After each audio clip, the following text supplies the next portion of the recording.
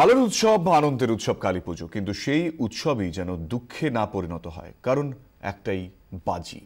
বাজির একটা ফুলকি যে কোনো সময় ঘটাতে পারে দুর্ঘটনা। তাই বাজি ফাটানোর আগে সামান্য কিছু নিয়ম মানলেই এড়ানো যেতে পারে দুর্ঘটনা।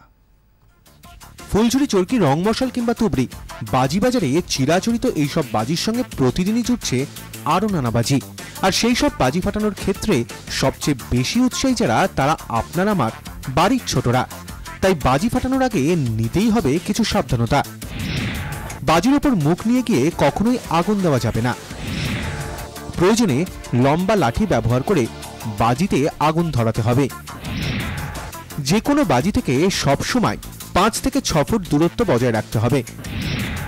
বাজিতে প্রথমবার আগুন দেওয়ার পরে তা না ফাটলে ফের আগুন ধরাতে যাওয়ার প্রয়োজন নেই, ফেলে দিন সেই বাজি।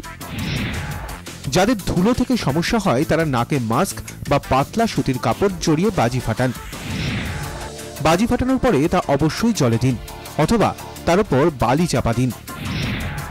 রকেট বা অন্য যেসব বাজিতে আগুন ধরানোর পর তা আকাশে উঠে যায়, সেই সব বাজির মুখ যেন কখনোই আপনার নিজের দিকে না থাকে। বাজি ফাটানোর সময় হাতের কাছে অবশ্যই অ্যালোভেরা জেল রাখুন। সামান্য পোড়ায় এই জেল কাজে লাগানো যেতে পারে। কোনো জায়গা পুড়ে গেলে সেই জায়গায় পরিষ্কার করে গজ বা ভিজে সুতির কাপড় দিয়ে বেঁধে ফেলুন। বাজি পোড়ানোর সময় দুর্ঘটনা ঘটলে সময় নষ্ট না করে চিকিৎসকের পরামর্শ নিন।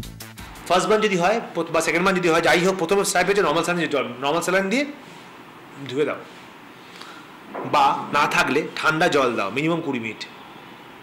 তারপর র্যাপ ক্লিন করো, একটা কিছু দিয়ে র্যাপ করে দাও। বাট এমন জিনিস র্যাপ করো যাতে বানে স্টিক করে যায়, সেটা স্টিক না করে। একটা পেন কিলার রাখতে হয়, একটা প্যারাসিটামল বা একটা আইবুপ্রোফেন রাখতে হয় যাতে ব্যথাটা কমে ইমিডিয়েটলি, একটা পেন রিলিভার। অ্যালোভেরা জেল খুব ভালো কাজ করে, you can apply aloe vera gel over that. সব মিলিয়ে সামান্য কিছু সতর্কতা নিলে এড়ানো যেতেই পারে বড় বিপদ। আর তখনই আপনার আলোর উৎসব হয়ে উঠবে আরো রঙিন। ক্যামেরায় দেবজ্যোতি দত্তের সঙ্গে শ্রেয়সী গঙ্গোপাধ্যায়ের রিপোর্ট, 24 ঘন্টা।